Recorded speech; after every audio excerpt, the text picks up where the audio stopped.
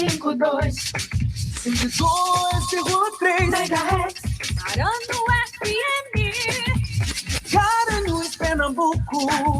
A rádio que todo mundo ouve. O Popular tem uma super novidade para você, dona de casa, varejista, atacadista. Você que gosta de comprar muito e pagar pouco. Nesta segunda 28, a partir das 7 da manhã, o Popular inaugura seu mais novo espaço para compras em atacado. É o Popular Atacado. Nesta segunda 28 de junho, a partir das 7 da manhã. Conheça nossas instalações e aproveite nossas promoções de inauguração. Rua Barão do Rio Branco, 116, em frente à Matriz, Centro, Garanhuns. A Barra Nova Atacadão está com uma super promoção nos produtos Eusev. Na compra de R$20 em produtos Eusev, você ganha um cupom para concorrer a uma cesta com os produtos Eusev. E cadastrando o seu cupom fiscal no site, você concorre a mais de 1.000 prêmios instantâneos de até R$500. E no final do sorteio, você também irá concorrer a um carro Nissan 0 km. Promoção válida até 31 de julho. Barra Nova Atacadão. Vem pra cá economizar. Vem!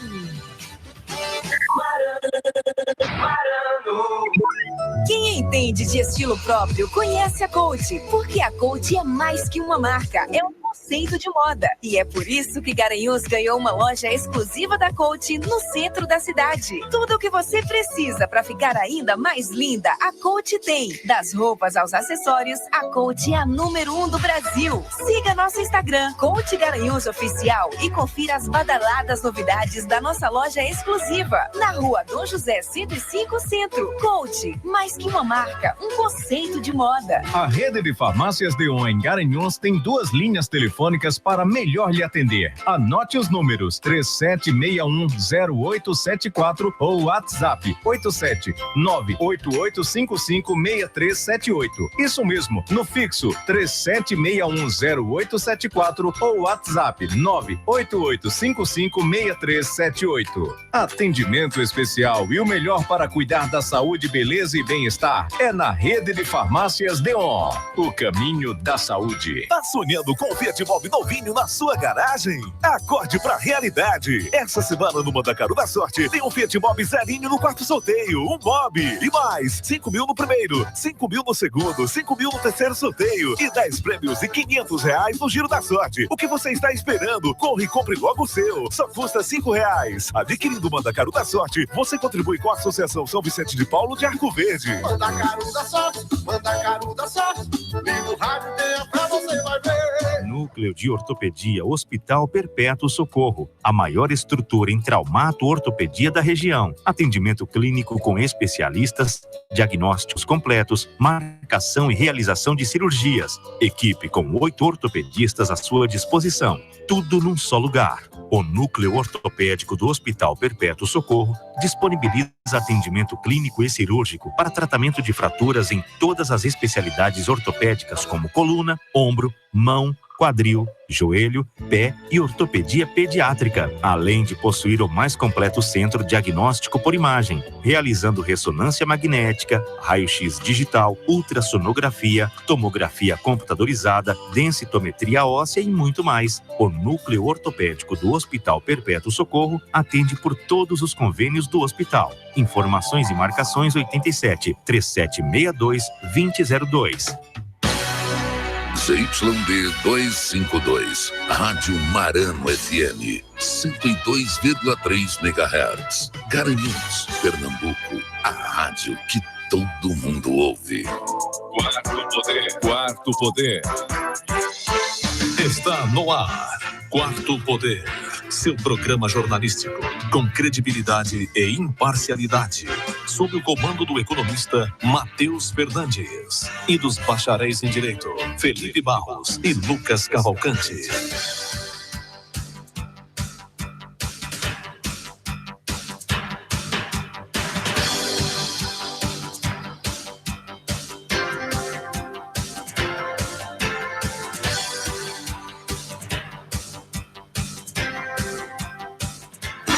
Quarto Poder.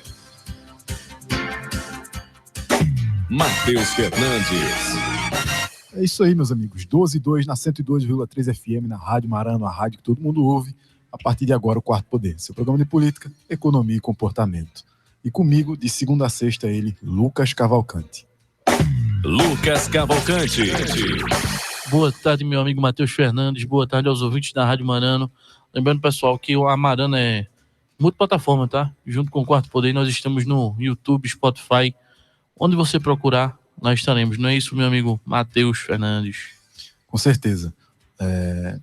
Tanto no YouTube, disponível, fica até ao vivo lá o chatzinho para quem quiser comentar, a gente pode estar respondendo depois, quanto disponível nas plataformas de podcast, né? Spotify, Deezer, todas as outras, Apple Podcast, enfim, todas as outras está disponível. Inclusive, pessoal, no YouTube, eu peço a vocês que, por favor, se inscrevam já no canal.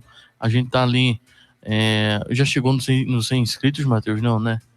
Tá bem próximo. Tá bem próximo, né? É porque assim, o pessoal tá... Eu quero saber se você não vai me dar boa tarde. Consegue achar, porque tem uma dificuldadezinha no algoritmo do YouTube de identificar o canal, sendo que aí você pode ir lá no nosso Instagram e tem um link que vai diretamente para lá. Exatamente. Mas aí, se você tiver com preguiça e quiser só ligar o YouTube para encontrar devido ao algoritmo, é só você colocar. Bom, você pode nos ajudar, né? Porque quando vocês seguirem até 100 usuários, eu posso mudar o algoritmo do link e deixar com um nome personalizado, mas só posso com 100 inscritos. E para facilitar, é só colocar Quarto Poder Entrevista. Aí você vai diretamente para nós e vai encontrar lá facinho. Mas diretamente de Belo Jardim, ele que some no mundo, Felipe Barros. Felipe Barros.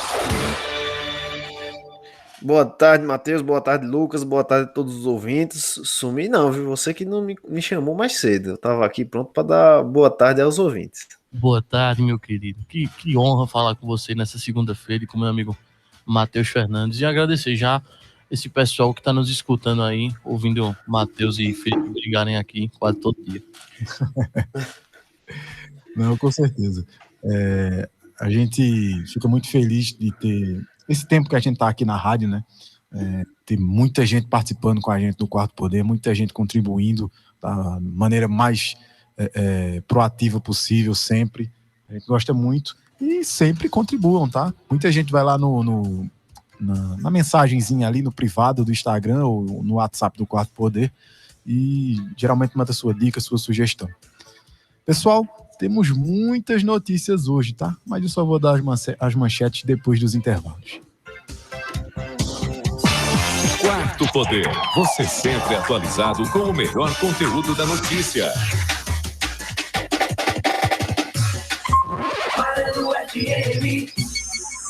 Em Bezerros, do ouve Marano, a superpotência de Pernambuco.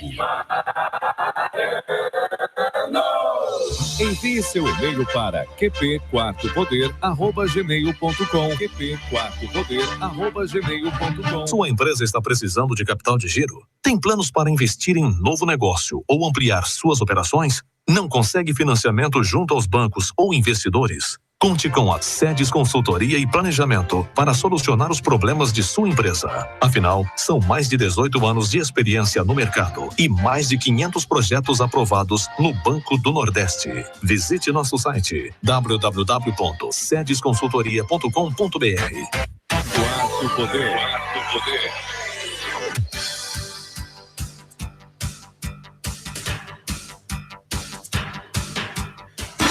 Quarto Poder.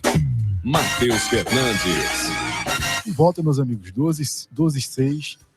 Olha, aquilo que a gente vinha comentando, né, anteriormente sobre o consórcio do Nordeste, parece que a gente estava, infelizmente, adivinhando, né? Segundo a Justiça, tem cobrado o governo do Ceará, que investiu 5,4 milhões na compra pelo consórcio do Nordeste. O valor corresponde a uma cota de 50 respiradores e mais de 50 respiradores dos 300 que seriam adquiridos pelo grupo, tá? Os recursos foram desembolsados pelo consórcio do Nordeste. Agora estão sendo cobrados na Justiça. A empresa suspeita de fraude e as pessoas envolvidas estão sendo acionadas para prestar mais esclarecimentos, né? O mesmo valor teria sido pago pelo governo de Pernambuco. Falta pouca fraude em Pernambuco, aí a gente pega e faz um consórcio de fraude, né? Porque até hoje, algumas coisas a gente tem que ficar muito atento quando se fala e nunca mais a gente vê aquele dinheiro voltar, né?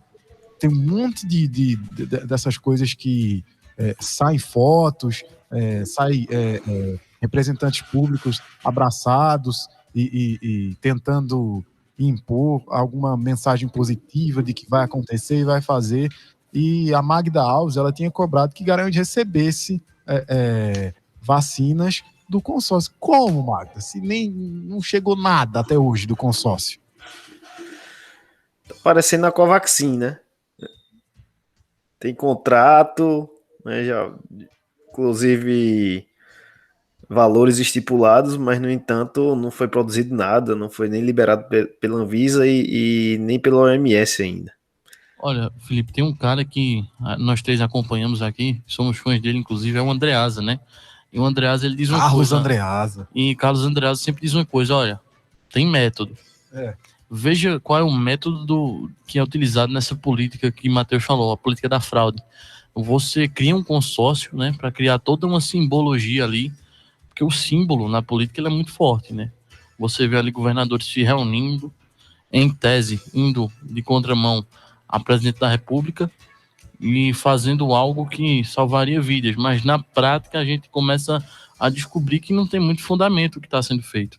Então, você vê que é um movimento de espetáculo, como o Felipe já utilizou aqui essa palavra algumas vezes, mas e sempre cabe, viu, Felipe? Quando você diz... Com certeza, Lucas. Nesse caso aí você está sendo perfeito cirúrgico.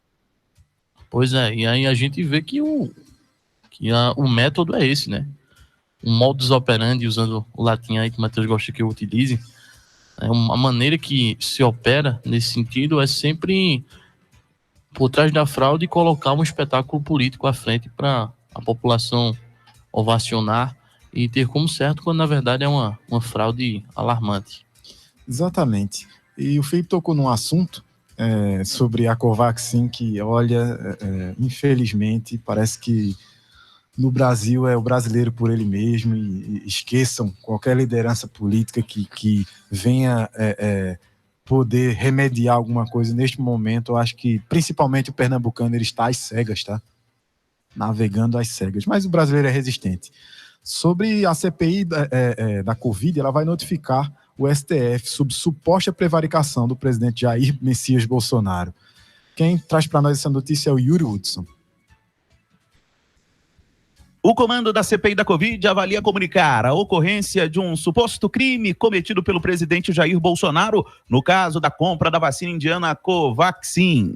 No depoimento da última sexta-feira, o deputado Luiz Miranda do DEM disse ter comunicado ao presidente da República problemas com a compra da Covaxin. Bolsonaro teria imputado os problemas ao líder do governo na Câmara, Ricardo Barros, do PP. Para Randolfo Rodrigues da Rede, fica configurado o crime de prevaricação do presidente. O senhor presidente da República, ao ser comunicado do feito criminoso, relata, tem suspeita de quem se trata e quem está operando. E providência não é tomada. Estão dados todos os elementos do crime de prevaricação. Nós estaremos propondo, a direção da CPI e a CPI irá analisar a possibilidade de comunicar ao Supremo Tribunal Federal a ocorrência deste crime. O relator da comissão, Renan Calheiros, do MDB, diz ser estranho o empenho do presidente e de aliados próximos na compra da vacina Covaxin, algo que não ocorreu na aquisição de outros imunizantes. A vacina com menor tempo de validade com maior preço. Segundo, a única aquisição que tinha um atravessador, a Precisa.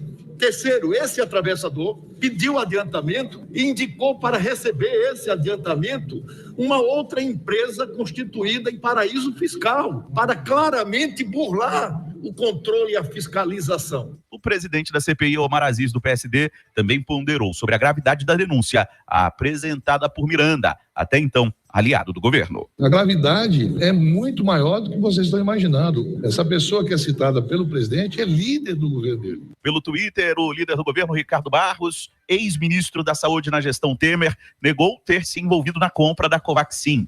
O filho do presidente, deputado Eduardo Bolsonaro, criticou as denúncias feitas pelos irmãos Miranda. Segundo ele, gabinete paralelo é a mesa da CPI. Abre aspas, sempre defendendo quem tenta desgastar o governo, mesmo que sem provas, fecha aspas. Agência Rádio Web De Brasília, Yuri Hudson. É isso aí. Aí o Bolsonaro pega e me diz que ele não tem nada a ver, que isso é problema do líder do governo dele. Só que é como se ele fosse muito distante do líder do governo dele, né? Eu só vou complementar aqui com uma segunda reportagem que trata de um assunto em que o Bolsonaro nomeou a esposa do Ricardo Barros para um cargo de R$27 mil. Aí a gente comenta de uma vez só, é rapidinho. Quem fala para nós agora é a Carolina Prazeres. O presidente Bolsonaro nomeou a esposa do deputado Ricardo Barros, Cida Borghetti, para o cargo no Conselho de Administração da Itaipu, no dia 6 de maio. A nomeação ocorreu menos de 2 meses depois de o deputado Luiz Miranda e seu irmão servidor do Ministério da Saúde, Luiz Ricardo Miranda, terem se reunido com o presidente da República para relatar irregularidades no processo de importação da vacina indiana Covaxin. Em depoimento na última sexta à CPI da Covid no Senado, o deputado Luiz Miranda afirmou que durante o encontro ocorrido no dia 20 de março, Bolsonaro teria mencionado o nome do deputado Ricardo Barros ao tomar conhecimento da denúncia. Líder do governo na Câmara, Barros nega a acusação. Ele foi responsável por incluir a Covaxin na lei que permitiu a importação de vacinas, mesmo sem o imunizante ter aval da Agência Nacional de Vigilância Sanitária. Cida Borghetti foi vice-governadora do Paraná e chegou a assumir o estado depois que o ex-governador Beto Richa deixou o cargo para se candidatar a uma vaga no Senado. O Conselho de Administração da Itaipu é composto por 12 pessoas, entre brasileiros e paraguaios. A função que Borghetti exerce no Conselho da Empresa Itaipu Binacional exige o comparecimento a uma reunião a cada 2 meses. Ela recebe um salário de R$27 mil. Agência Rádio Web, com informações de Brasília, Carolina Prazeres. Pois é, meus amigos. Felipe, começa aí e a gente dá continuidade aqui. Eu ouvi correto, Matheus. É um dia de trabalho a cada 2 meses para ganhar R$27 mil. Exatamente. É isso mesmo? Exatamente. Coisa boa, né? Gosta do atacante ruim do time do cara que paga R$1,5 milhão e o cara faz 2 gols na temporada. Pois é. Não, eu ainda acho que o atacante ruim ainda se presta a alguma coisa, viu? Eu duvido que a esposa do Ricardo Barros esteja à altura do cargo e que nos preste um bom serviço, né? Porque quem está pagando esse salário altíssimo somos nós, vale lembrar disso. Eu, você, todos os ouvintes aqui da Rádio Marano estamos pagando o salário da senhora esposa do Ricardo Barros. Matheus, é muito interessante quando a gente ouve alguém falar isso, né? Não, ele é parte do meu governo, mas não tem nada a ver comigo. Eu não sei. Eu acho que eu já ouvi isso em algum lugar, não consigo me recordar agora onde, mas eu já ouvi em algum lugar. E quando isso acontece, e se vamos supor que seja verdade, né? Você está alheio aos fatos, você não sabe do que é que ele está falando. Então, o que é que você faz geralmente? Vamos lá, então vou afastar esse senhor do governo para ele ser investigado e ele possa, né, dar a sua versão dos fatos e assim a gente descobrir se realmente há um ilícito ou não, e assim esse senhor retornaria para o governo, né, limpo. Não dessa forma que foi feito, né? Não tem nada a ver com ele. Isso aí é problema dele, mas ele continua aqui no governo, né? Continua trabalhando. Continua sendo líder do governo. Continua sendo líder do governo. Isso me soa muito estranho, né? Isso me soa com... Assim, é um comportamento que a gente, como você já falou, né? Nós já vimos isso em algum lugar. E assim, não me é de estranhar, porque o Ricardo Barros, para deixar bem claro aqui, né? O pessoal saber de quem a gente está falando, é um deputado do PP Felipe, não é teu primo não, né? Que é Barros também. Não. Esse não é não, viu? Esse aí eu garanto que não é. Esse tá bem, bem longe. Ele eu nem lembro o estado aí. Você pode recordar o estado que ele é deputado? Já pega essa informação. Eu acho que é do Centro-Oeste, salvo engano, algum estado do Centro-Oeste. Mas vamos lá. O Ricardo Barros, ele é contra a Lava Jato, né? Foi um dos deputados aí que sempre bateu de frente com a Lava Jato, né? Dizendo que era um sistema aí de coerção e político, né? Um instrumento político, não um instrumento de justiça.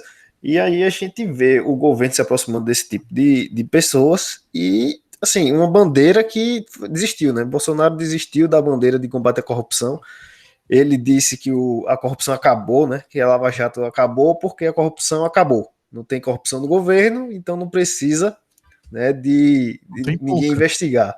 Pois é. Então, e assim, dizer às pessoas, né, que fica difícil você achar os crimes se você não investiga, né? Então, quando você limita a investigação, aí realmente não tem... não existe, então aí acabou mesmo.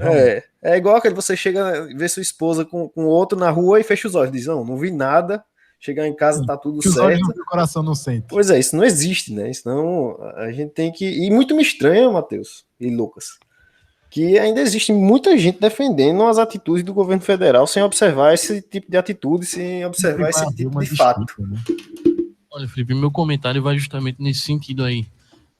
Eu participo de alguns grupos de política aqui em Garanhuns e eu vejo que o dia todo tem pessoas discutindo. Um lado de Lula ali, falando que Lula é o santo, enfim. E do outro lado, Bolsonaro, que é o incorruptível, né? Como ele mesmo gosta de se autodenominar, imbrochável. E fica essa coisa feia, sabe? O pessoal discutindo sem saber exatamente o que está discutindo e, enfim, é sempre complicado. Mas o que eu queria alertar é que cada vez mais fica claro que os extremos são parecidos, né, Felipe? Você vê que alguns atos que o Bolsonaro está cometendo agora durante a gestão da pandemia, você vê que já foi cometido outrora em outra situação pelo próprio PT, né? Você apontou aí essa atitude, esse modo de operar, de queimar, de dizer, foi meu líder de governo que fez, não fui eu não. O PT também fazia isso, né? Então acho que é necessário que a gente comece a entender que eles têm mais coisas em comum do que diferenças, na minha opinião. Agora, para você ver, né? Eu ainda seguindo no tema de saúde, né? Que infelizmente isso ainda é relativo à saúde, né? São vacinas que a gente está brincando com a vida, né? O governo federal está brincando com a vida das pessoas. O ministro britânico da saúde, ele renunciou após ser flagrado beijando a sua assessora no gabinete dele. Eu fico imaginando o nível de moralidade que chegou ao Reino Unido, né, a Inglaterra. Nesse caso, o primeiro-ministro britânico, o Matt Hancock, ele admitiu que quebrou o protocolo. Inicialmente foi por isso, tá? Que quebrou o protocolo ao se aproximar dela dentro do serviço lá, onde era necessário distanciamento, até porque tudo no Reino Unido é filmado. Isso aí já pensou, hein? Brasília é totalmente filmada. E isso vazou. E quando vazou, ele foi o primeiro a pedir demissão. Ele nem chegou a informar o primeiro-ministro. Eu estava ouvindo o noticiário hoje de manhã. O primeiro-ministro ficou sabendo após a própria pedida de demissão dele frente à imprensa, né? A carta de demissão dele chegou ao parlamento e o primeiro-ministro ficou sabendo depois. Ele envergonhou-se tanto da postura que ele tinha tomado diante da situação, de que ele sabia que era irremediável, né? A pressão ia cair sobre o primeiro-ministro, em que o primeiro-ministro seria obrigado Geralmente eles fazem um acordo de cavalheiros, né? Você pede a demissão, eu aceito como primeiro-ministro e faço uma nova indicação. Mas em um momento tão complicado, quantas pessoas teriam essa postura, né? A gente precisa avançar muito, né, para talvez poder fazer alguma coisa nesse sentido. Mas, ainda falando sobre algumas coisas relativas ao nosso país, né, dessa vez, algumas notícias boas, outras nem tanto, mas a gente estava tratando essa semana de umas notícias que estavam relativas à conjuntura política, né? E cada vez mais a gente vê a Frente Popular sinalizar alianças, né? Enfim, os partidos que vão compor essa aliança, né? O PSD parece que ainda permanece, o PP estará integrado, o Republicanos, o PDT e, olha só, o PSL, entre outras, algumas menores, como o Avante, PV e PROS, também estarão. Luciano Bivar, o bolsonarista de primeira hora, agora estará integrado, provavelmente até o MDB estará integrado à frente popular, né, por Pernambuco, que governa o nosso estado há pelo menos 2 décadas quase. Pois é, Matheus, a gente vê que, o que eu acabei de dizer, há uma há uma dicotomia muito grande entre ser e parecer ser algo.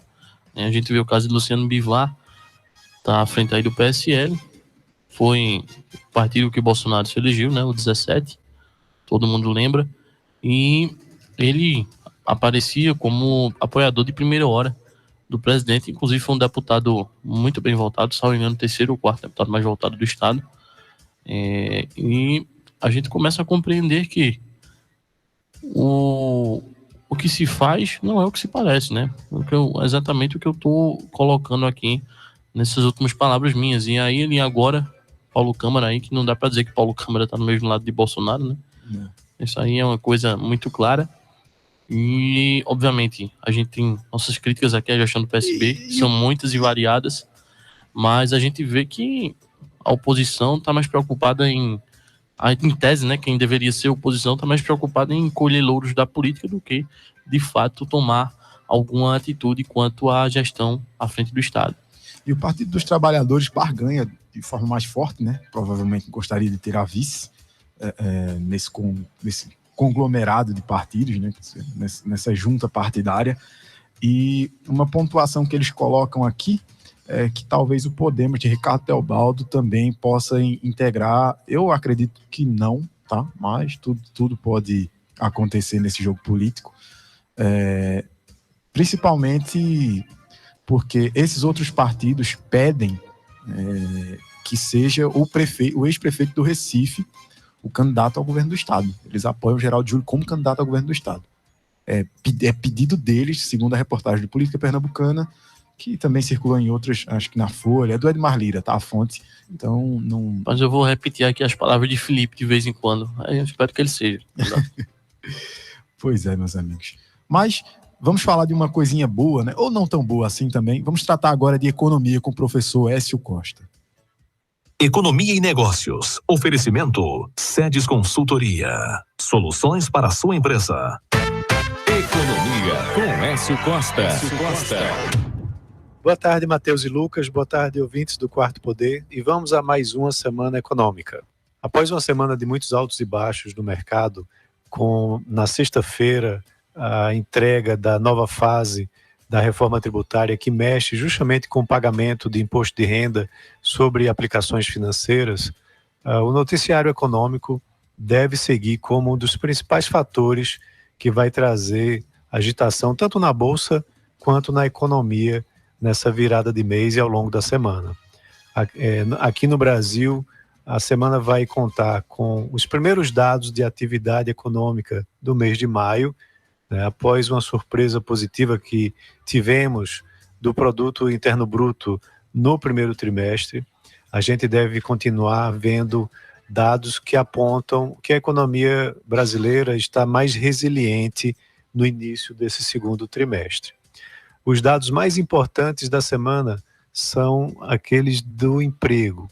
Logo hoje, na segunda, vai ser divulgado o número de criação de empregos formais, que é divulgado mensalmente pelo CAGED, e na quarta teremos o IBGE divulgando a taxa de desemprego medida pela PNAD contínua, né, que inclui não só os empregos formais, como também os informais. Esses dois indicadores têm mostrado divergência no mercado por conta de mudanças, principalmente na metodologia de obtenção de dados do CAGED, como também em alguma piora dos números, principalmente dos dados da PNAD. Na sexta-feira, o IBGE também divulga o resultado da produção industrial, referente ao último mês. E aí a gente vai conhecer também, ao longo dessa semana, dados sobre crédito e política fiscal referentes ao mês de maio. Nos dados corporativos, há um destaque muito importante com relação à venda da participação que a Petrobras tem na BR Distribuidora. Essa transação deve trazer uma movimentação de 11,5 bilhões de reais ao mercado. Isso, claro, com base no preço de fechamento de agora 16 de junho.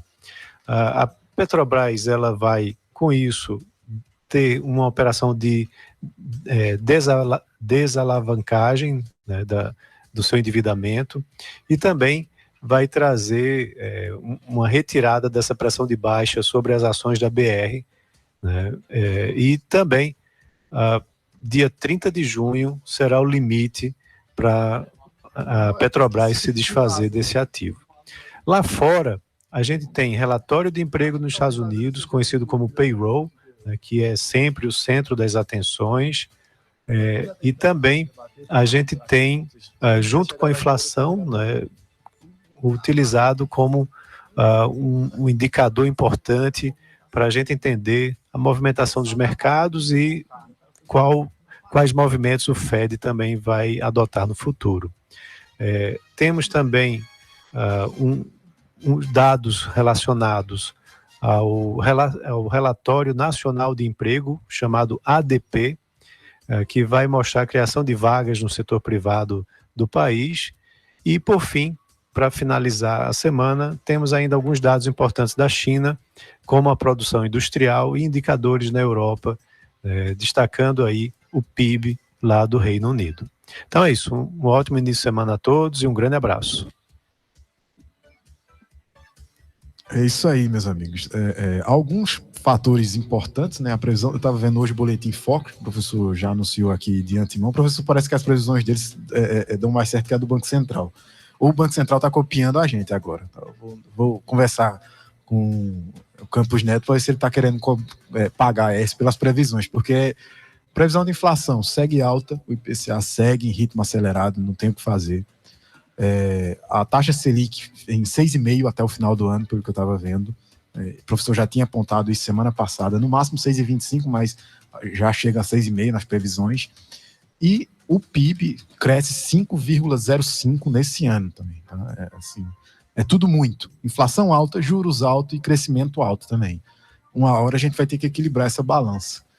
Felipe, como é que está essa questão, por exemplo, no ramo imobiliário? Como é que tu tem visto essa inflação? Não necessariamente no setor de construção, mas no setor de vendas e compra. Como é que tu está vendo isso? No setor imobiliário, Matheus, pelo que eu tenho visto na nossa região, pelo menos, vai bem.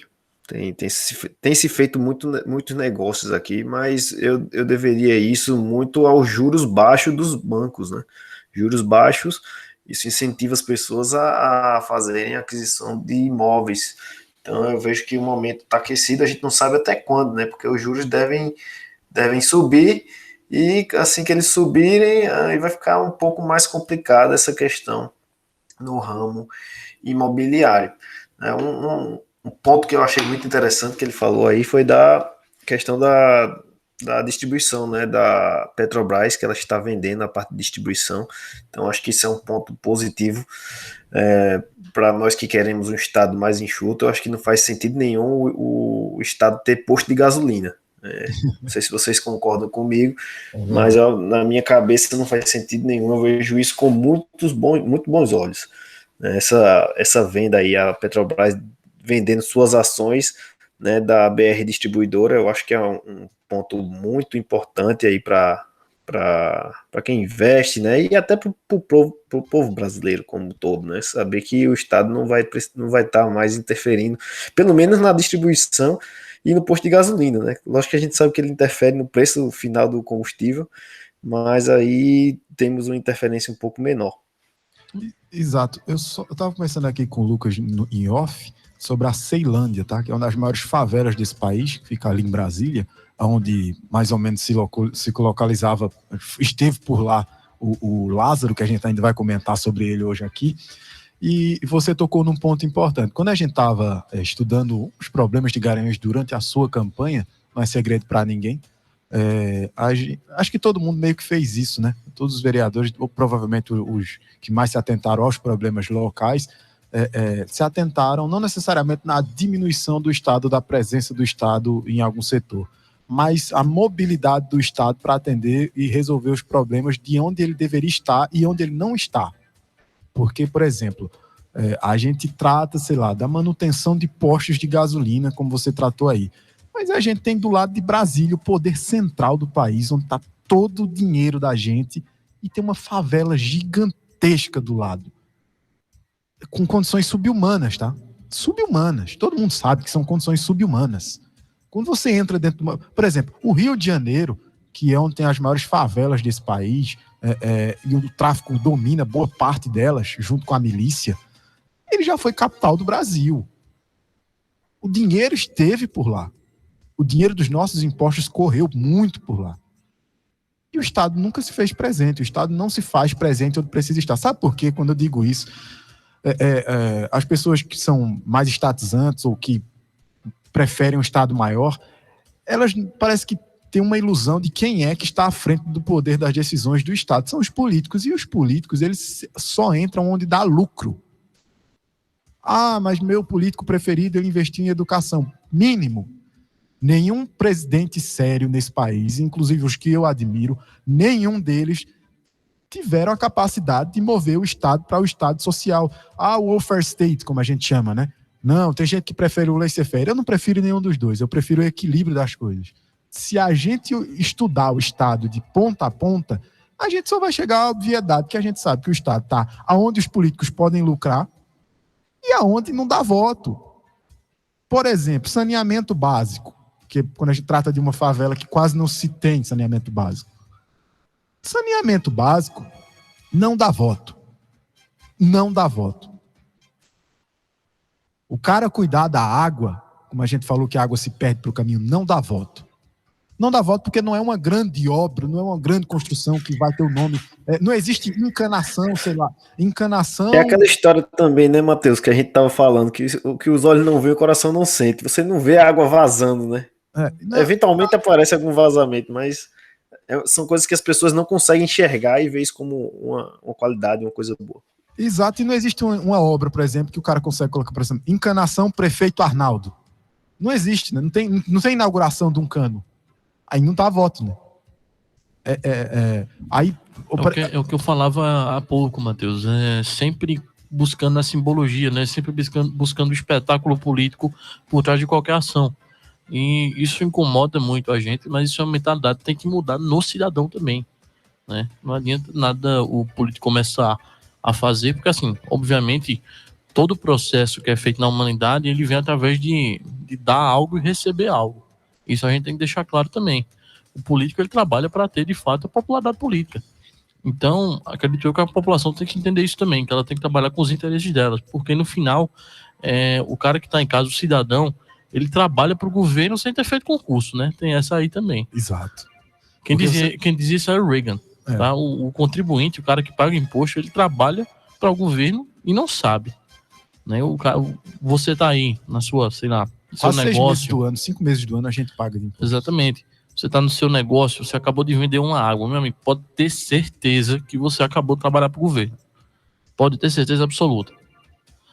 E isso aí de forma direta, indireta, transversal, porque o governo ele sempre arranja um jeito de pegar o que lhe é devido, né? E no nosso caso, no caso brasileiro, mais do que é devido. Exatamente. Vamos aos intervalos e voltamos em instantes.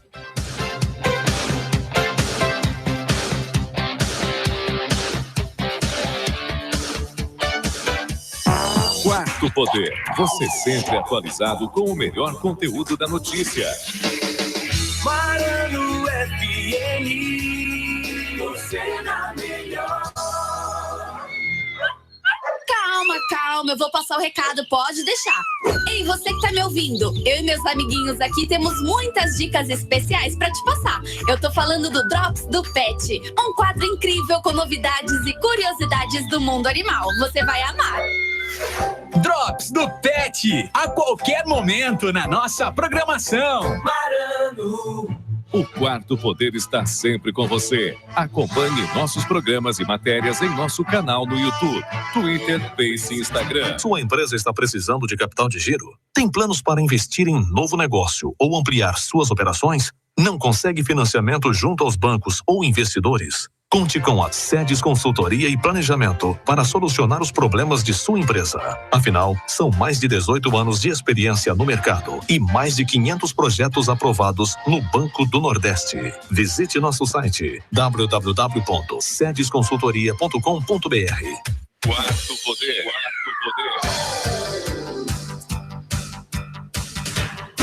Matheus Fernandes. É isso aí, meus amigos. 12h37, estamos de volta no Quarto Poder, esse programa de política, economia e comportamento. Uma das coisas que a gente estava falando antes sobre não necessariamente diminuir o custo do Estado, porque a gente precisa entender qual é o custo que a sociedade quer pagar pelos bens e serviços que ela quer usufruir, né? Mas uma coisa que pode, pelo menos, ajudar nesse sentido, em um rumo mais pragmático e mais organizado, mais eficiente, seria a palavra, é a reforma tributária, né? A gente que deseja que em um breve tempo, né, um futuro mais além, não tão longe, que a gente possa pagar menos e usufruir mais. E quem fala um pouco para nós é o Marquesan Araújo, que traz um pouco sobre um assunto bem importante sobre isso, que é a reforma tributária, a PEC 110, que vem para simplificar o sistema e atrair investidores. No Congresso Nacional, parlamentares tentam chegar a um consenso sobre o texto que deve representar a reforma tributária ideal para o Brasil. Em meio aos projetos que estão sob análise dos congressistas, está a proposta de emenda constitucional 110 de 2019. Atualmente, a medida está pronta para a pauta na Comissão de Assuntos Econômicos do Senado. Entre outros pontos, a matéria pretende extinguir tributos e criar o chamado Imposto sobre Operações com Bens e Serviços, o IBS. O senador Vanderlan Cardoso, do PSD de Goiás, defende que, assim como outros projetos, a PEC precisa de ajustes. No entanto, ele acredita que se trata de uma proposta válida que norteia bem a ideia de uma reforma ideal e pode ajudar a gerar emprego e renda. De acordo com a PEC 110 de 2019, o IBS terá legislação única aplicável em todo o território nacional. Além disso, não haverá cumulatividade e não integrará sua própria base de cálculo. A ideia é que esse imposto único também dê direito a crédito financeiro. Outro ponto importante é a cobrança do tributo, que passará a ser feita no destino e não na origem. Reportagem Marquesan Araújo. Olha aí, Felipe, uma das coisas que pode beneficiar principalmente os estados do Nordeste, essa reforma tributária, e não beneficiar o estado de São Paulo, que é quem abocanha boa parte também desses impostos, no sentido de quando é cobrado não na origem, né?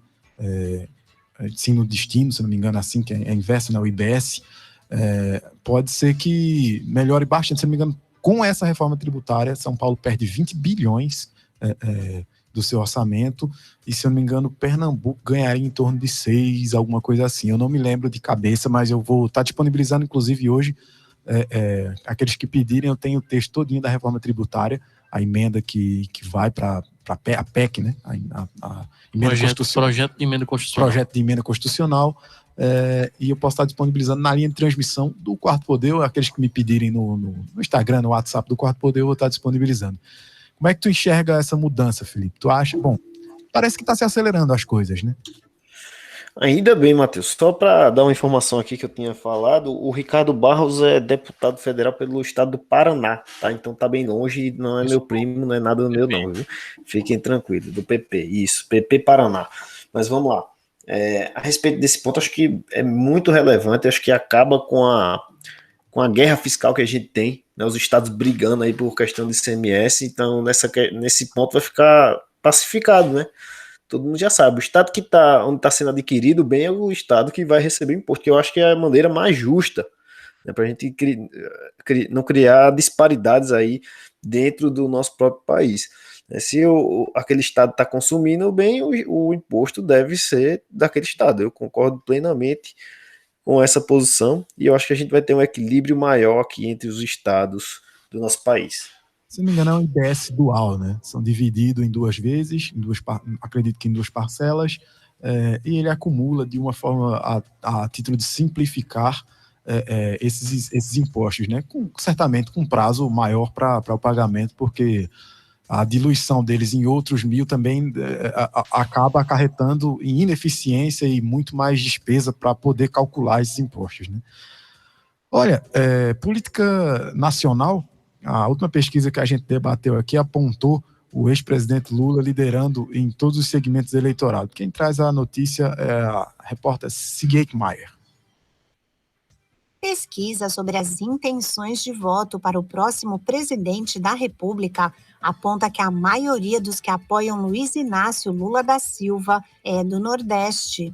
O petista tem 48 pontos percentuais de vantagem sobre Bolsonaro, e se as eleições fossem hoje, receberia 63% dos votos dos nordestinos. O levantamento do Instituto de Pesquisa em Consultoria, o IPEC, indica que Lula lidera em todos os segmentos do eleitorado. Ainda por região, a menor quantidade de eleitores do petista é no Sul, onde tem entre 29% a 35% das intenções de voto. No Sudeste, que concentra a maioria do eleitorado do país, Lula tem a preferência de 47%. Já o presidente Bolsonaro tem 29% das intenções de voto no Sul, 24% no Sudeste e 15% no Nordeste. Se considerado todo o eleitorado brasileiro, a pesquisa mostra que 49% escolheriam Lula para presidente e 23% elegeriam Bolsonaro. Outros candidatos citados foram Ciro Gomes, que obteve 7% dos votos, João Dória, escolhido por 5% dos entrevistados, e Luiz Henrique Mandetta, que ficou com 3%. Os votos brancos e nulos somaram 10% e 3% não souberam responder. O levantamento também mediu os índices de rejeição aos possíveis candidatos à presidência da República em 2022. Lula obteve 36% de rejeição, Bolsonaro 62%, Ciro Gomes 49% e João Dória 56%. Foram ouvidos cerca de 2.000 eleitores em 147 cidades do país entre os dias 17 e 21 de junho, sendo que a margem de erro é de 2 pontos percentuais para mais ou para menos. Da Rádio 2, Sig Aikmaier. Olha aí, rapaz. Eu vou cobrar a pessoa certa a ser cobrada hoje, viu? Ele que é nosso colunista, tá sempre aqui nas segundas-feiras, ex-ministro da Educação, ex-deputado federal, enfim. Já vai jogar essa pergunta ex-governador, bomba na mão dele. Não, se tem alguma pessoa que é o nome certo para eu cobrar, cadê a terceira via, pronta, já com o bloco na rua, é ele. E hoje tem um embate muito legal, tá? Um debate, na verdade, né? Ciro Gomes, Eduardo Leite e Mandetta, transmitido pela CLP, eu acho, se eu não me engano, um debate muito bacana deles, mas na mesma hora também tem o curso lá da Juventude Democrata, né? Então, pessoal, um olho no peixe e outro no gato. Ministro, seja muito bem-vindo ao Quarto Poder. Uma excelente semana para o senhor. Como é que foi seu São João? Conta as novidades para a gente. Boa tarde, ouvintes aí. Ano, Lucas, Matheus, Felipe, ouvintes de Garanhuns e da região. Foi ótimo o São João, graças a Deus, em paz, em família. A gente não pode se aglomerar, né? A gente tem aí um contexto hoje de muitos cuidados que devem ser obedecidos e, evidentemente, que eu cumpri à risca essa recomendação do distanciamento. Fiquei em casa, em Belo Jardim, na fazenda da minha mãe, e com meus irmãos e sobrinhos, e foi bem divertido. E depois de passar o São João em Belo Jardim, ainda tive o sábado uma boa jornada também em Bezerros, em Belo Jardim, visitando e estando ao lado de Gilvandro Estrela, o prefeito, e no sábado circulei um pouco pela Serra Negra, que é um point aí do turismo do interior de primeiríssima qualidade, lá em Bezerros, ao lado de Luciele, a prefeita. E eu recomendo muito a vocês todos que possam também frequentar, acompanhar, estar presente na Serra Negra, em Bezerros, ali bem pertinho de Gravatá, onde muita gente do Recife e do interior frequenta, principalmente no período aí junino. Com certeza, a gente está devendo essa viagem a Luciele também. Quando a gente for por lá, com certeza visitaremos a Serra Negra, né? Que é de onde a nossa querida amiga veio, né? Exatamente. E também sempre reforço a ela que vou perturbar ela no carnaval dela lá, que o carnaval dela é muito famoso também. Enfim. Papangus. Exatamente.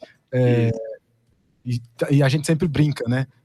Só vai os solteiros, porque Felipe não pode ir, Felipe é casado, a mulher é brava, não deixa ele não, só vai eu e Lucas, aí a gente vai pra lá tentando quarto. Me deixa em casa quietinho que é melhor. Mas não, é muito decente lá, é muito bacana e assim, é histórico, né? São duas atividades muito importantes e que o povo pernambucano de fato sofre muito, né? Com a perca de duas festas que são muito representativas e agora, neste exato momento, seria o São João de Caruaru, o São João lá de Bezerros, enfim, São João do Nordeste inteiro, de forma geral. Em Garanhuns, especialmente, a gente teria agora o Festival de Inverno. Festival de Inverno, em sequência. Não sei se Mendonça já chegou a vir, provavelmente deve ter vindo aqui, dançado um forrozinho, tomado um vinho aqui na chuva do Festival de Inverno, que é sempre importante. Sem dúvida, participei de vários festivais de inverno ao longo da minha vida. Fui, inclusive, posso dizer, também pioneiro no primeiro festival de inverno, aí ao lado de Iva Amaral, no governo de Joaquim Francisco. Eu era secretário de Agricultura à época, jovem, com 24 anos, e acompanhei todo o nascedouro do Festival de Inverno de Garanhuns. O presidente da Fundarp, naquela ocasião era Rubens Valença, né, que é um grande homem da cultura do Estado, meu amigo fraterno. Então, são essas festas do interior, né, que todos nós admiramos, o Festival de Inverno de Garanhuns, o São João de Caruaru, Gravatá, o Carnaval dos Papangus, lá em Bezerros, o Carnaval de Pesqueira também, que é muito tradicional e muito importante. Então, a gente tem muitas festas. O festival lá universitário dos estudantes de Triunfo, né, que também fez parte do chamado Circuito do Frio, que foi criado por Jarbas, de quem fui vice, com Cadoca como secretário de Turismo. Então, a gente tem muita atividade que tinha uma presença e uma mobilização muito importante para todo o interior do Estado. Eu me orgulho muito disso e tenho toda a história de dedicação e de participação nessas festas tradicionais no interior do Estado. Exatamente, e assim, a gente comentou, teve uma entrevista com ele aqui outro dia, eu recomendo até o pessoal dar uma olhada no YouTube, o diretor da gente aqui, Jorge Branco, né, deixar sempre um abraço para ele que foi secretário de Turismo, Esporte e Lazer, se não me engano, né, Lucas? Era assim a pasta que ficava sob o comando dele no primeiro mandato E, na verdade, ele acumulou duas secretarias, Esporte, Cultura e Lazer, Não, na verdade era Esporte e Cultura. Esporte, Lazer, na verdade, e a Secretaria de Cultura, né? Ele acumulou as duas ali. Exatamente. E ficou responsável por algum tempo no Festival de Inverno, inclusive a antiga Garanheta, né? Que era um festival anterior, uma festa, um carnaval fora de época, né?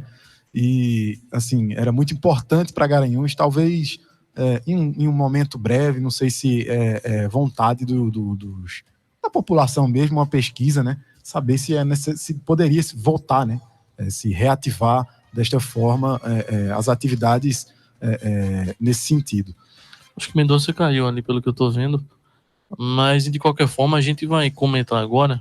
Vamos fazer o seguinte, coloca a notícia do Lázaro para a gente comentar rapidinho, e quando o Mendonça voltar, a gente comenta referente às pesquisas de Lula e Bolsonaro aí, ver a opinião dele. Tá bem. Bom, Saí e voltei. Retornou. Ministro, a gente estava anteriormente, a sua presença aqui conosco, a gente estava vendo os dados da última pesquisa em que aponta o ex-presidente Luiz Inácio Lula da Silva liderando em todos os segmentos. E na contrapartida dele, apenas ainda, de forma nacionalmente explicitado, o atual presidente Jair Messias Bolsonaro. Cadê a terceira via, ministro? Vamos apertar essa terceira via. Cadê a terceira via? O bloco na rua tem que estar agindo. Verdade. Eu acho que a gente vive uma expectativa muito grande. Eu sei que tem muita ansiedade aí por trás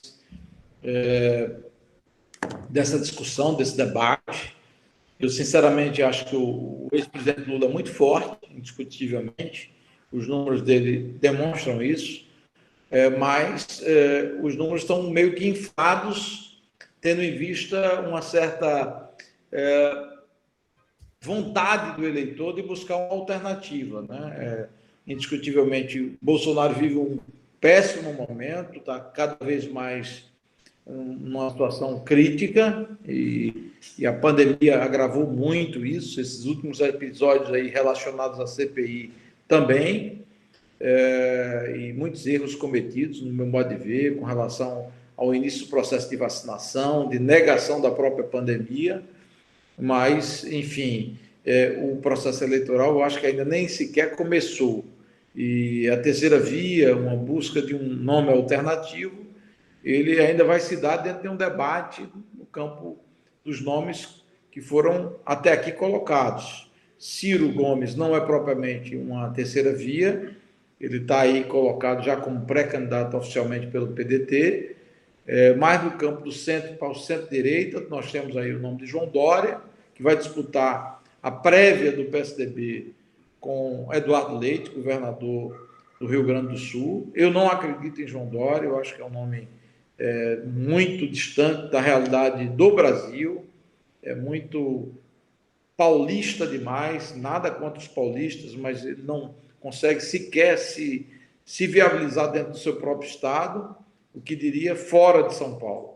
E Eduardo Leite é um bom governador, mas também está lá no cantinho do Brasil, um estado relevante que é o Rio Grande do Sul. E aí tem o nome de Luiz Henrique Mandetta, ex-ministro da Saúde, que é o pré-candidato do Democratas. Eu quero, inclusive, sugerir a vocês que vocês possam convidá-lo para ele participar de uma entrevista aí no Quarto Poder. Eu posso fazer essa ponte com Mandetta. Com certeza. A gente já conversou, inclusive, com o Gabriel, que acredito que é quem cuida da agenda. Isso. Aí o senhor pode dar uma reforçadazinha lá, que ele me pediu uns dados, eu passei tudo direitinho, tá pelo e-mail dele já. E o senhor pode fazer essa ponte.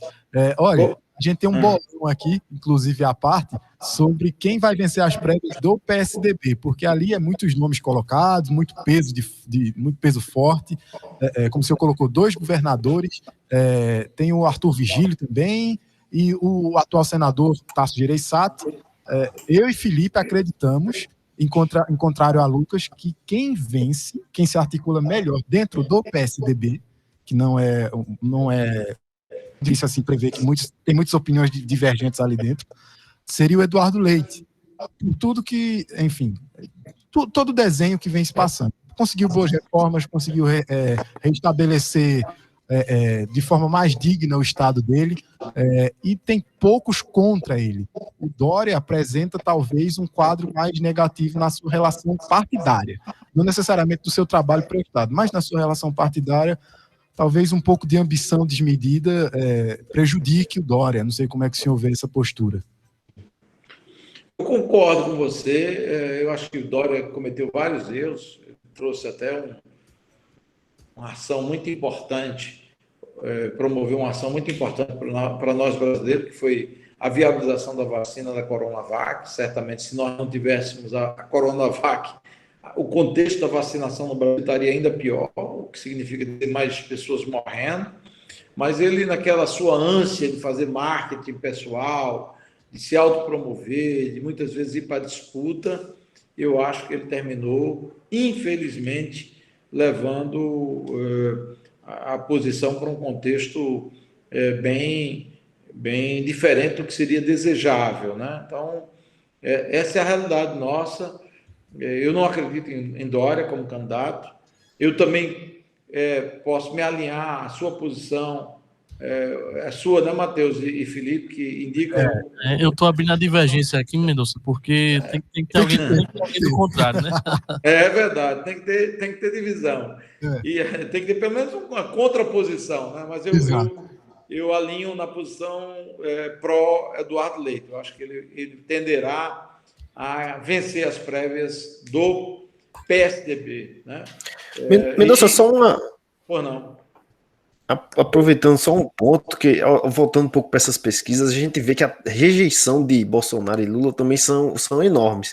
Então eu começo a enxergar a dependência de um candidato e do outro, né? Lula depende de Bolsonaro para ir para o segundo turno, assim como o Bolsonaro depende de Lula para uma vitória aí no eventual segundo turno. Como é que o senhor enxerga essa posição? Eu estou certo no raciocínio? É uma retroalimentação, né? um ódio mútuo, né? Quer dizer, Lula quer Bolsonaro disputar contra Bolsonaro e Bolsonaro quer disputar contra Lula, né? E uma guerra. E, quer dizer, para mim, eu acho que a gente precisa olhar para frente, precisa de algo que possa produzir uma novidade para o Brasil. Está cansado dessa rivalidade absurda de um lado e do outro, né? Então, eu, sinceramente, acredito num caminho alternativo. Eu acredito muito no perfil de Mandetta, que é um homem que tem sensibilidade social, cuidou da educação, anteviu todo esse problema da área de saúde, né? Um médico, como todo médico, ele cuida das pessoas e tem essa particularidade. Eu acredito muito no seu perfil. E queria até fazer uma correção, não sei se foi o Matheus que falou sobre o debate do CLP não será hoje, no Estado de São Paulo. O debate será dia 1º de julho, na quinta-feira. Ah, boa.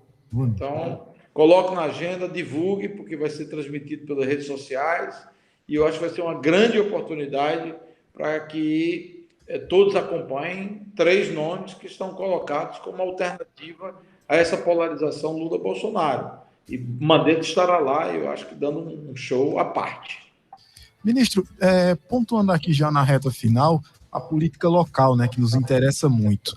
A gente leu aqui mais cedo uma notícia do Edmar Lira, né, um jornalista até renomado aqui no nosso estado, ele pontuando algumas coisas que, para nós, talvez não seja surpresa, alguns nomes são, mas a Frente Popular, né, que atualmente governa o nosso estado, há quase 2 décadas, né, o PSB, o PT, PP, PDT, PSL, PSD, Solidariedade, Republicanos, Avante, PV, PROS, talvez MDB e talvez Podemos. Como é que o senhor vê essa construção em torno do nome do... Inclusive eles pedindo o Geraldo Júlio, né? Como é que o senhor vê essa postulação e a oposição, né, que também vai decidir um nome para o governo do estado, porque talvez, enfim, algumas coisas já estão postadas. A gente teve aqui semana passada com Antônio Coelho, né, deputado estadual pelo Democratas, inclusive líder da oposição na Alep. Ele divulgou suas preferências, obviamente seu irmão, que é atual prefeito de Petrolina, Miguel Coelho, que está afiliado ao MDB, e também nos pontuou a visão dele para o Democratas nacionalmente, que ele acredita que deve se alinhar ao atual presidente Jair Messias Bolsonaro. A gente vê não sei se é uma discordância, mas pontos de vista diferentes entre o senhor e ele nesse caso. Mas no Estado, como é que o senhor está vendo essa postulação de uma via da oposição, ou seja, Raquel Lira, ou Miguel, ou Anderson, como é que o senhor está vendo isso? Anderson parece que já declarou que é pré-candidato pelo PSC, se não me engano, ele colocou assim? Eu não me recordo do partido, exatamente o partido. Mas ele colocou... Pelo PL. Uhum. Eu acho que os 3 nomes são bons nomes, né? Tanto o Anderson, prefeito de Jaboatão, que está fazendo um bom trabalho como prefeito da segunda cidade, segundo município do estado, uma pessoa jovem, ativa, bastante mobilizada, como também o nome de Raquel Lira, que para mim tem um perfil extraordinário, muito positivo, prefeita de Caruaru, tem saído muito bem como prefeita da chamada capital do Agreste. É mulher, determinada, séria, e tem compromisso com Pernambuco. E Miguel Coelho, que governa Petrolina, cidade mais distante, no extremo oeste, mas muito dinâmica, muito próspera. E Miguel mostrou todo o seu talento como gestor da capital do Vale do São Francisco, uma das cidades mais prósperas do interior do Nordeste, fruto também de toda a origem dos Coelhos, que fizeram uma transformação social e econômica naquela região. Então, os 3 nomes, acho que a gente não pode demorar muito, o nosso calendário tem que ir até o final do ano, dezembro, no mais tardar começo de 2022, definir o nome que vai encabeçar a chapa para a gente compor esse quadro sucessório para a disputa. Enfrentar o PSB não é fácil. Essa turma governa Pernambuco há quase 16 anos. Governa o Recife há 20 anos. Muitas vezes pelos erros praticados pela oposição. Então, a gente tem que realmente buscar um caminho que seja um caminho alternativo e que permita-nos uma construção diferente com relação ao futuro. Então, é o que eu espero, que eu desejo, E vou trabalhar nessa direção. Todo mundo sabe que eu já anunciei que serei candidato a deputado federal. Não tenho nenhuma pretensão de ordem pessoal nesse quadro e vou buscar um mandato federal, ajudar Pernambuco a partir de Brasília. Mas quero que Pernambuco saia dessa quase que escravidão do PSB, né? Eles montam uma super máquina eleitoral de tempo de televisão, passam com um trator por cima de todo mundo, né? Aí, Geraldo Júlio, para mim, tem muita explicação a dar. Começar dos respiradores testados em portos, dos insumos superfaturados na pandemia, luvas, máscaras, as denúncias que foram muito bem protagonizadas por Priscila Krause, uma grande deputada nossa, e que até hoje ficaram no silêncio. Eu defendo que Bolsonaro dê toda a explicação e o Ministério da Saúde no seu governo com relação à desarrumação da pandemia. Mas a gente tem que olhar também aquilo que foi feito nos estados, nos municípios, né? Roubalheira, desvio de recurso público. CPI termina ficando um instrumento de uma nota só. Precisa ir buscar desvios, irregularidade, crime, corrupção, onde quer que tenha acontecido, seja no estado, no governo federal ou em qualquer município do Brasil, como o que aconteceu na cidade do Recife. Foi realmente um absurdo a gestão de Geraldo Júlio. Ministro, a última pergunta, que essa aqui eu vou roubar do Lucas. Ele sempre faz essa pergunta a mim e eu digo, meu filho, a única pessoa que pode responder isso para nós é o ex-ministro, que ele tem um contato muito forte com esse pessoal e tem voz ativa sobre o campo das oposições. 2 nomes do interior, por exemplo, Raquel e Miguel. É possível uma chapa vinda do interior vencer o estado de Pernambuco? Ou o senhor acha muita ousadia tentar colocar 2 nomes apenas do interior e não compor com o nome da capital? Eu acho que um nome do interior tem força para ganhar a eleição. Qualquer um dos dois. No caso, aí, os 2 nomes do interior são Miguel e Raquel, para liderar a chapa, né, para encabeçar a condição de candidato a governador ou a governadora. Não acredito que você vá ter um desses nomes saindo da prefeitura para disputar a vice-governadoria, né? No caso, Raquel ou Miguel. Qualquer um dos dois só sairia, no meu modo de ver, se porventura for para disputar o governo, ou seja, a cabeça da chapa. Então, há espaço para você compor, tem bons nomes na região metropolitana e a gente tem que buscar isso para que a gente possa ter o melhor resultado possível e derrubar esse império do PSB que já durou mais do que devia. Perfeitamente, Mendonça. A gente vai fazer um comentário rápido aqui sobre o caso do Lázaro, né? Eu queria que o senhor desse sua percepção aí sobre... Normalmente não é costumeiro a gente perguntar nessa situação, mas ele acabou de ser trocou tiro com a polícia, né? E veio a óbito, está sendo noticiado amplamente aí. Como é que o senhor viu essa perseguição aí da polícia do estado de Goiás, não é isso? Com, inclusive o governador Ronaldo Caiado, Democratas, deu uma entrevista há pouco dizendo que parabenizava as forças policiais pela ação bem tomada. Como é que o senhor viu essa perseguição, essa aflição que o brasileiro passou de forma geral?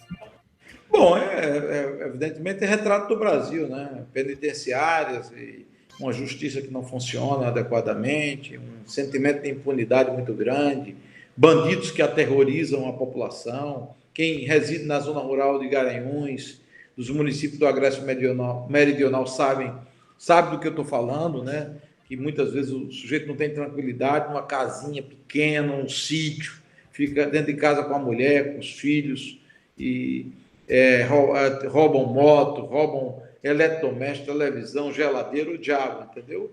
Então, aquele interiorzão de Goiás, ele pintou e bordou, né? É um bandido perverso, né? Assassino cruel, uma pessoa que realmente aterrorizou Goiás e boa parte do Centro-Oeste, porque ninguém sabia onde é que ele estava localizado.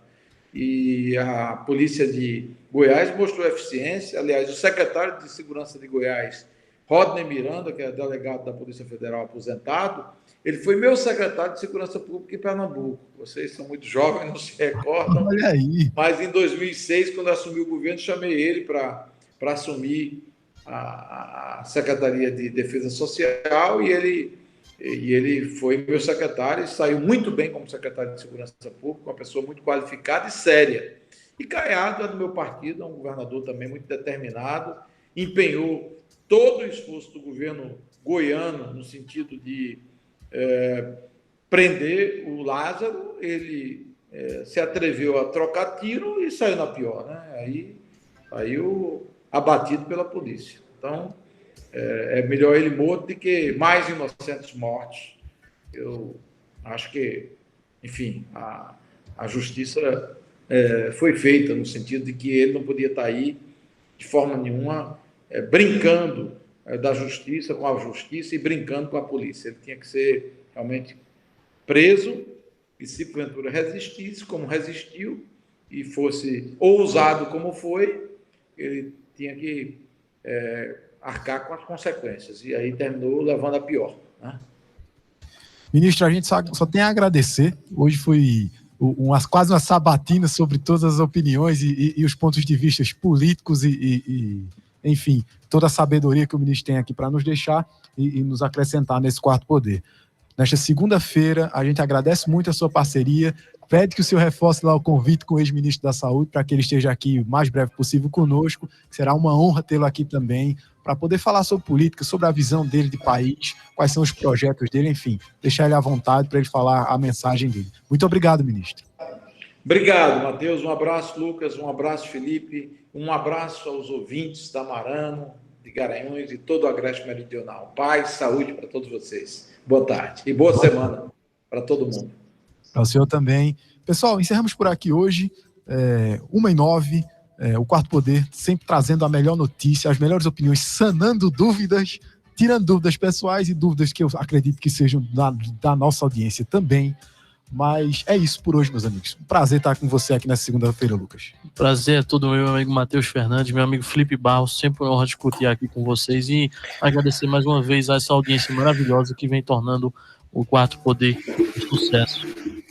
Excelente, e aguardo todos vocês e os ouvintes amanhã, para a gente continuar até debatendo essa questão do Lázaro, que a gente não teve a oportunidade hoje, né? Perfeito, amanhã a gente já começa falando sobre o caso Lázaro. E é saber, isso, né?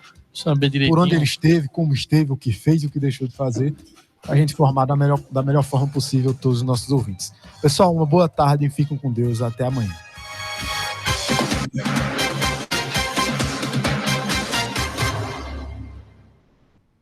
Você ouviu Quarto Poder, seu programa jornalístico com credibilidade e imparcialidade.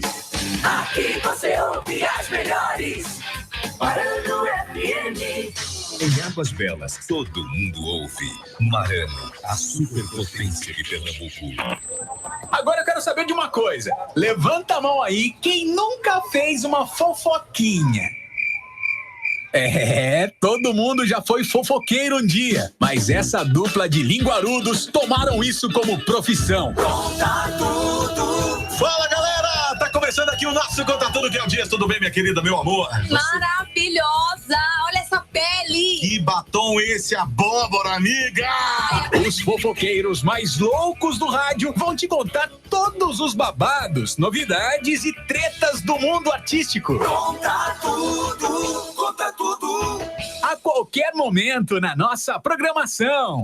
Marano FM. Núcleo de Ortopedia Hospital Perpétuo Socorro, a maior estrutura em traumato-ortopedia da região. Atendimento clínico com especialistas, diagnósticos completos, marcação e realização de cirurgias. Equipe com 8 ortopedistas à sua disposição. Tudo num só lugar. O Núcleo Ortopédico do Hospital Perpétuo Socorro disponibiliza atendimento clínico e cirúrgico para tratamento de fraturas em todas as especialidades ortopédicas, como coluna, ombro, mão, quadril, joelho, pé e ortopedia pediátrica, além de possuir o mais completo centro diagnóstico por imagem.